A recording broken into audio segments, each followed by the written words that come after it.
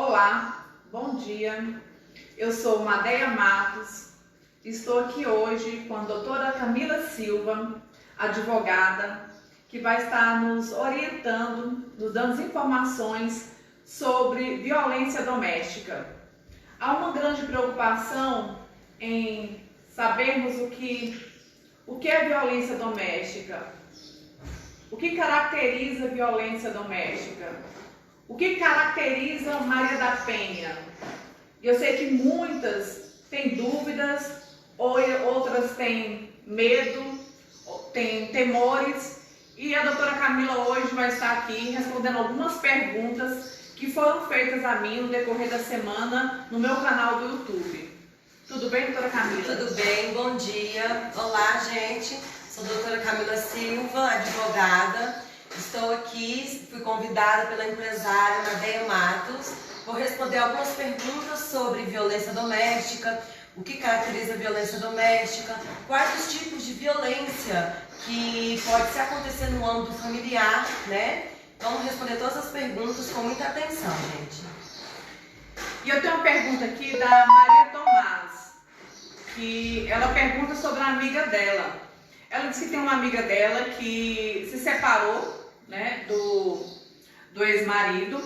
Ela saiu de casa, porém não pôde retirar os seus pertences e não está tendo como entrar na casa.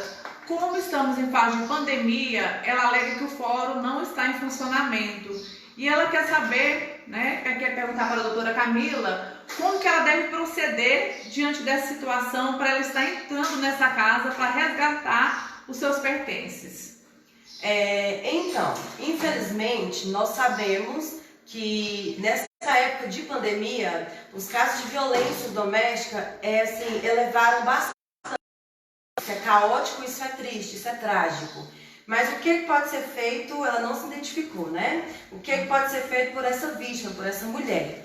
Ela pode se dirigir até uma delegacia, registrar um boletim de ocorrência, se for o caso, pedir uma medida protetiva, né? E pedir a um policial que acompanhe ela até a sua casa para ela buscar os seus pertences, para que não haja risco iminente à sua vida, ou a dos seus filhos também, ou de outras pessoas que convivem na casa. Certo. E, né, temos um velho ditado aí que diz que mulher não se mete a colher. E a gente está vendo casos todos os dias de pessoas que não querem se envolver, mas são os primeiros a estarem no velório lamentando aquele. Então o que a gente pode fazer? Então temos aqui uma pessoa, que eu não vou citar o nome, para não prejudicá-la, porque ela denuncia o irmão. Ela fala que ela tem um irmão que espanca com frequência a sua cunhada. Inclusive chegou a espancá-la durante que virou um ato corriqueiro, essa violência em relação à cunhada dela.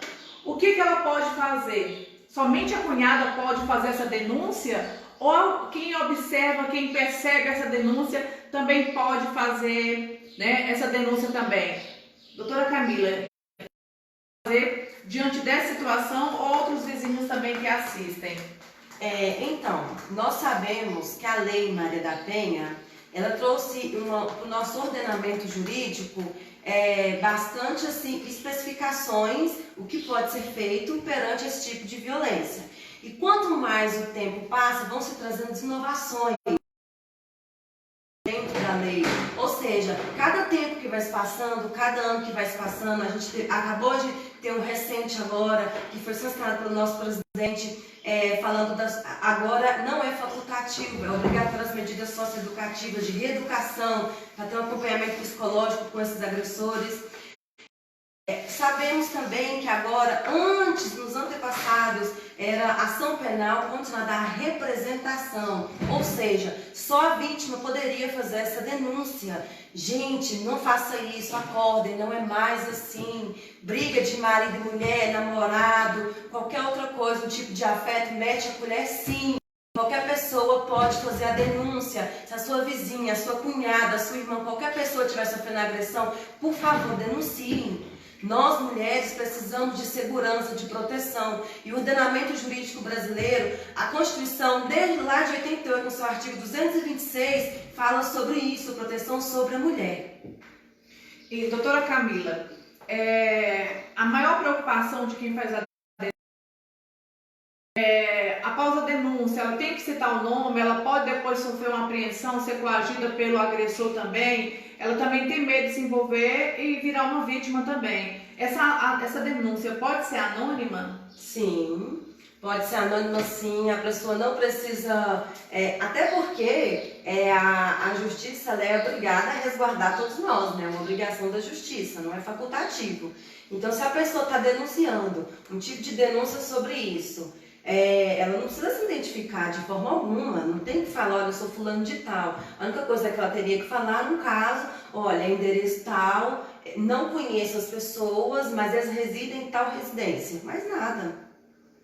E geralmente também acontece, né, já aconteceram algumas vezes, algumas pessoas relatam de fazer a denúncia, fazem a denúncia, só que quando chega ao local, a mulher fala que foi um engano, que não houve, né, nenhum tipo de agressão.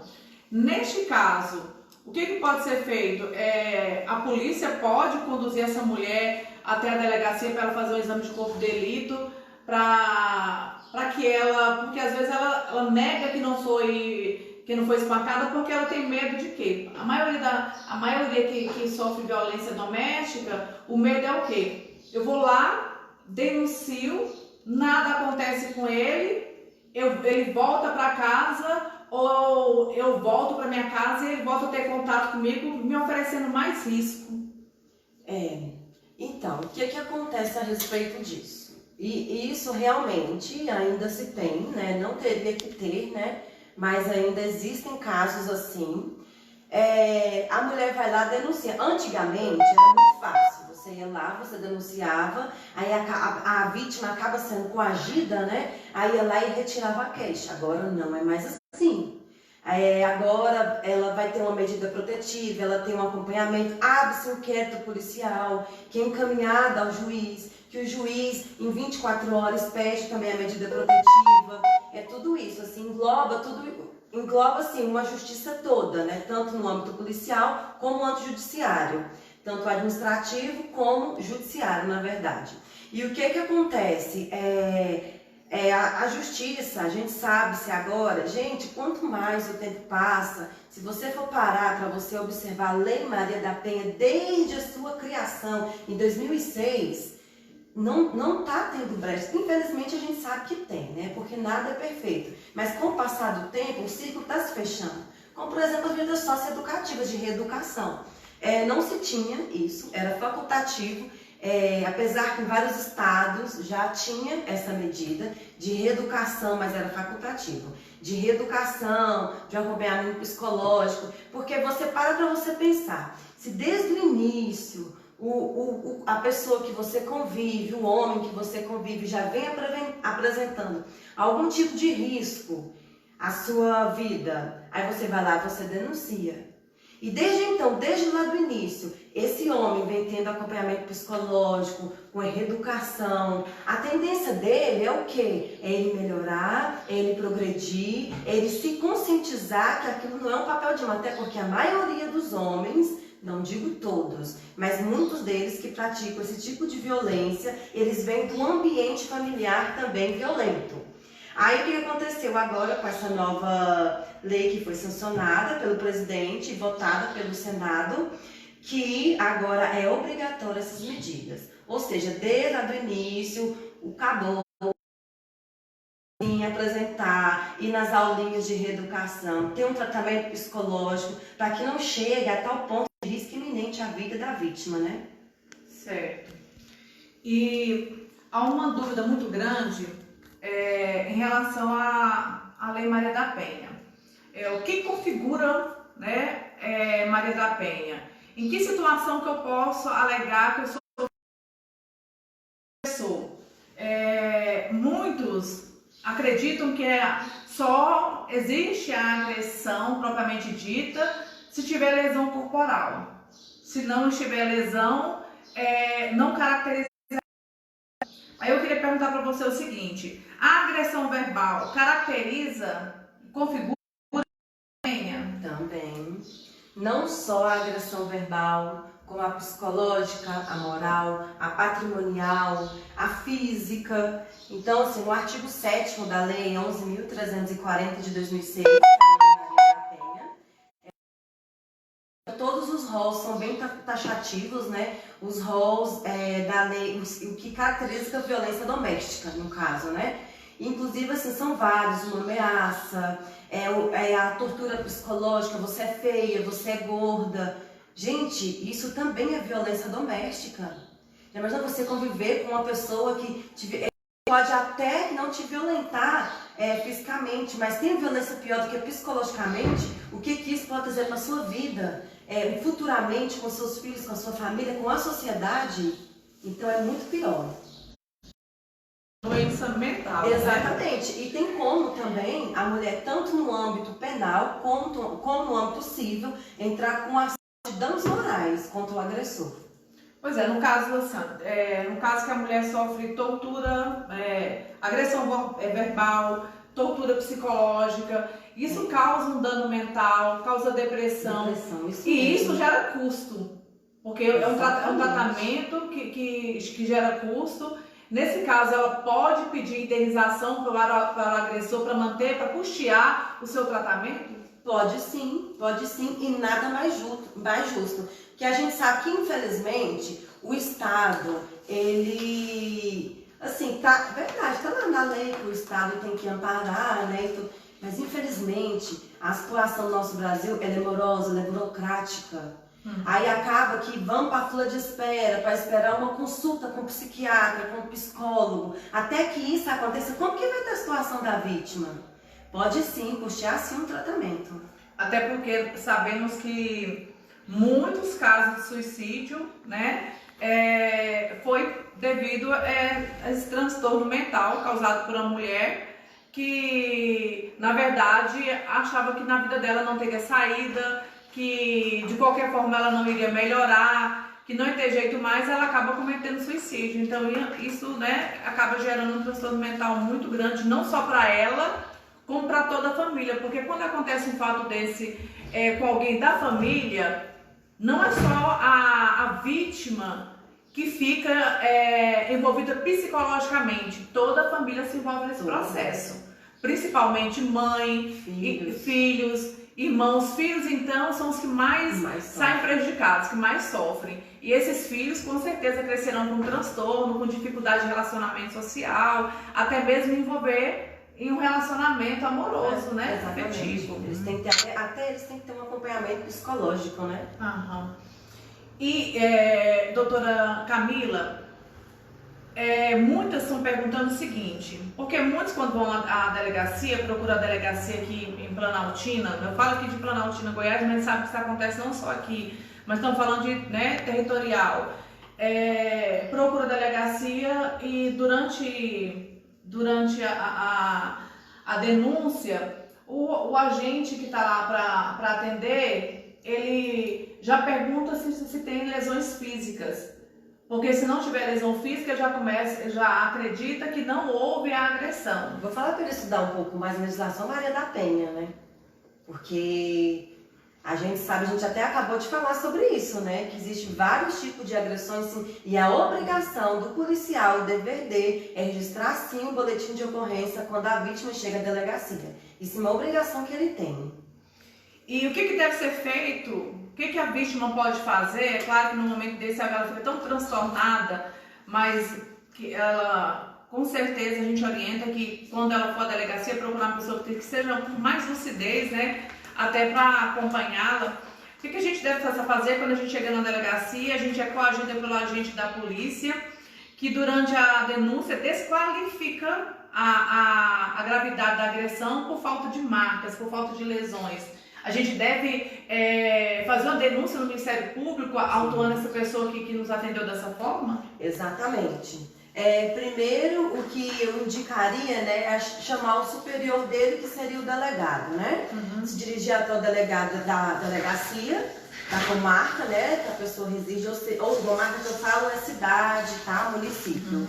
ou o estado que a pessoa reside, chame o delegado, sim, porque o policial, independente do tipo de agressão que a mulher sofra, a vítima sofra, ele tem a obrigação de registrar o boletim de ocorrência. E, após isso, pode sim fazer uma denúncia perante o Ministério Público, sim. Porque assim, o agente que distrata a vítima, né, induzindo ela a se sentir culpada pela agressão. A gente vê muito esse tipo de caso e tem muitos relatos, inclusive a Carla Nunes, né, foi uma das pessoas que mais citaram isso, questionando que aconteceu com alguém, não sei se foi com ela ou com outra pessoa, do agente induzir ela a acreditar que ela era culpada pela agressão que ela sofreu, né? Falamos aqui, né, o que devemos fazer quando somos desamparados e oprimidos por quem deveria nos proteger a justiça. A senhora acabou de falar, né, procurar o superior delegado ou e futuramente também fazer até uma denúncia no Ministério Público, porque isso é um caso assim que é muito frequente. E temos aqui uma pergunta interessante: quando um casal se separa, né, e o agressor ele alega que tem filmes íntimos e chantageia, falando, faz chantagem, que tem filmes íntimos, que se largar, se separar, ele vai expor esses vídeos. O que pode acarretar, né? Nada impede dele divulgar esses vídeos, mas esses vídeos foram sem autorização dela, eles foram divulgados? Sim.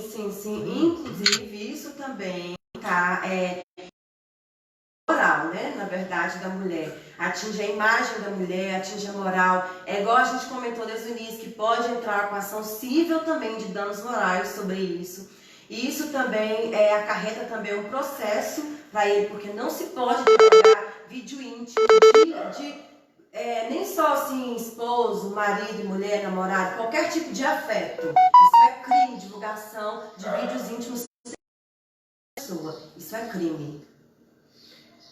E a Rose Guimarães, Rose, um abraço para você aí, está nos acompanhando, né? A Rose, ela falou o seguinte, sobre o que fazer quando o agente da polícia civil diz à vítima que ela tem que ir embora e fazer uma jantinha que tudo se resolve. Chega a ser piada, né, gente? Não dá nem para acreditar que um agente da polícia tem esse tipo de conduta, esse tipo de postura em falar isso para uma vítima, né? Porque é inacreditável, mas a gente sabe que acontece. Mas a doutora Camila já falou aqui, né? Nesse caso, é procurar o superior dele, o delegado, e também o Ministério Público e fazer a denúncia citando aquela pessoa como acontecido. Doutora Camila, eu queria fazer uma pergunta o seguinte: quando a gente for fazer uma denúncia lá na delegacia, porque assim está tão comum procurar a delegacia e não ter esse amparo da delegacia, que a gente não está amparada, parece que quando a gente chega lá, a gente é mais o agressor do que a vítima. Sociedade machista, né? Sociedade machista, preconceituosa e o agente que está lá, geralmente é um homem, né? Eu não sei se é porque se trata de homem. A vítima pode, enquanto ela estiver lá fazendo denúncia, gravar para que ela possa provar que realmente aquilo aconteceu, porque o que acontece? Uma coisa é você fazer uma denúncia inicial, outra coisa é ele negar que aquilo não ocorreu. É a palavra dele contra a nossa, e a preocupação a palavra dele tem mais poder do que a minha? Então, primeiramente, vou mandar um abraço para a Rose. Eu conheci a Rose, ela é uma ótima gestora, ela foi diretora de uma dessas escolas que a minha filha mais velha estudou, maravilhosa. A Rose é diferente como gestora, como diretora. Então, o que acontece? Igual a gente estava falando de sociedade machista. A nossa realidade é bem diferente, a nossa prática é diferente da teoria. Na teoria é tudo muito bonitinho e é tudo muito certinho. Mas a realidade é que nós, mulheres, sofremos muito preconceito, muito machismo. A gente, infelizmente, é o sexo frágil, é rebaixado, é inferior. Ah, mais uma mulher tá vendo. Ah, não, mais uma. Ah, é mais uma. Esse tipo de caso, o que acontece? Igual você falou, é eu denunciar contra um agente de polícia. Então, já tem aquela coisa de se sentir coagido, um agente de polícia. Será que eu vou estar maior do que ele? Será que o Ministério Público vai ouvir a minha palavra? Primeiramente, ouve sim. Já vou falando que, primeiramente, ouve sim, tá? E outra coisa, existem várias formas como provas, como testemunha, você foi acompanhada com alguém na delegacia, ou que você tirou fotos até da delegacia, marcando o dia e o horário, até porque na hora que é feito o boletim de ocorrência, na hora que é lavrado o boletim de ocorrência, lá sai o dia, o horário, o nome de quem lavrou, tudo isso é uma forma de como você provar a sua idoneidade perante a sua denúncia. Então, gente, alguém está colocando alguma dúvida, quer que a gente esclareça, fazer alguma pergunta? Quem tiver alguma pergunta aí para fazer, como estamos numa live, pode perguntar, que a gente vai estar perguntando para a doutora Camila, ela vai estar nos orientando. A gente sabe que tem vários casos de violência doméstica, de vários tipos, né? Principalmente quando a gente fala acho que a pior agressão que existe é a agressão psicológica, a agressão verbal. Porque essa realmente caracteriza um problema mental, um transtorno mental que é grave. E a gente vê também, como alguns colocaram lá, que eles falam, sem mim você não é nada, se você me largar, né, você não é nada, você é um lixo, quem te faz sou eu, você só é o que você é porque eu estou aqui. Se você me largar, ninguém vai te querer. Você nunca vai encontrar outro homem igual a mim, né? Graças a Deus, né? Porque senão seria jogar pedra na cruz dos outros. Você jogava pedra na cruz, ninguém vai errar duas vezes, né, gente? E como eu havia falado, vou fazer uma breve, né? Um breve relato. Como todos sabem, e eu falei que falaria sobre isso, tudo isso me motivou. Primeiro eu quero agradecer, né, fazer um agradecimento especial aqui ao Gleison Costa. O Gleison Costa, ele tinha falado comigo à época aí, falado para mim o seguinte: Madeia, já que você gosta tanto de projeto com mulheres, por que não falar sobre a violência doméstica? Por que não falar sobre o feminicídio? Porque eu acredito assim que o feminicídio, muitos podem ser evitados.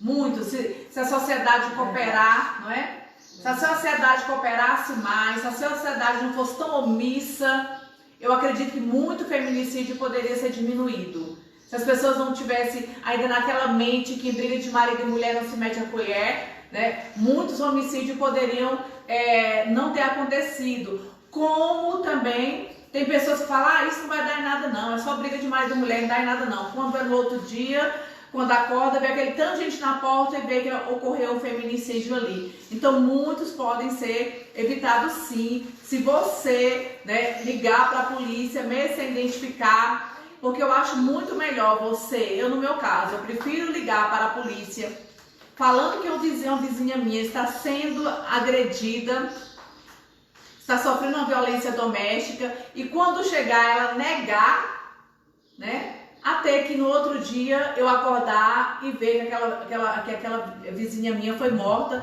e eu não fiz nada. Então fica aí a questão da nossa consciência, tá?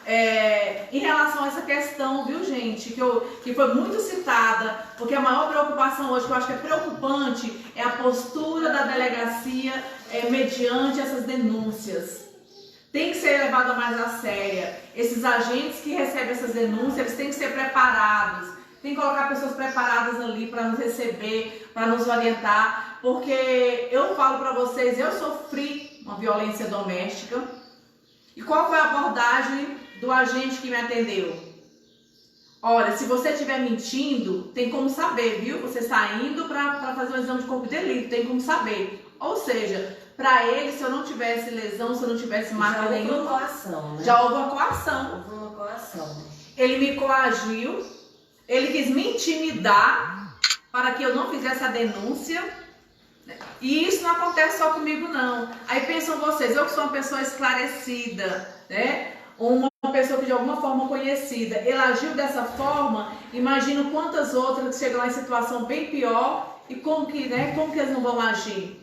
Então eu acho que a delegacia tem que ser mais ativa em relação a isso aí. Eu peço até que quem esteja nos ouvindo, que é o representante da nossa delegacia aqui de Planaltina, que nós não temos uma delegada da mulher até onde eu saiba, mas temos uma pessoa que nos atende representando essa delegada na delegacia. Pelo menos a última vez que eu fui foi dessa forma.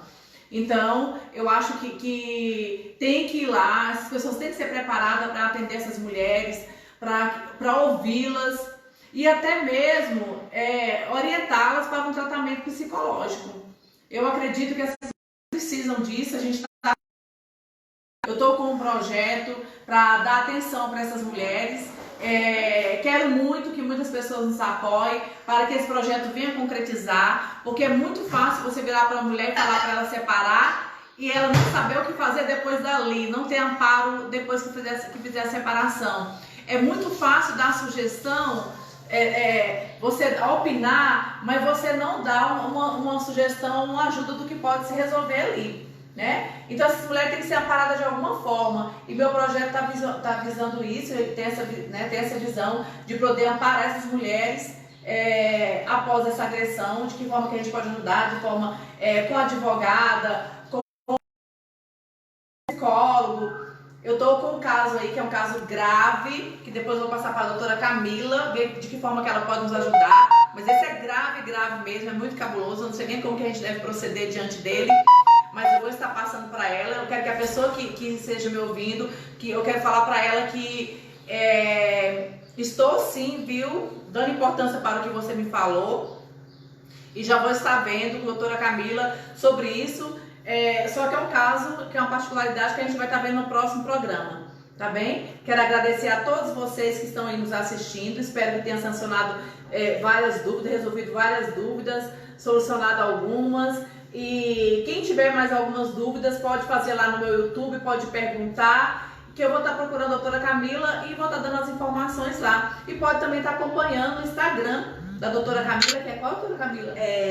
DRA.Camila Silva. DRA.Camila Silva. Que significa doutora Camila Silva? Então, procura a doutora Camila Silva. Ela vai com certeza te acompanhar, te dar a orientação melhor, como você deve.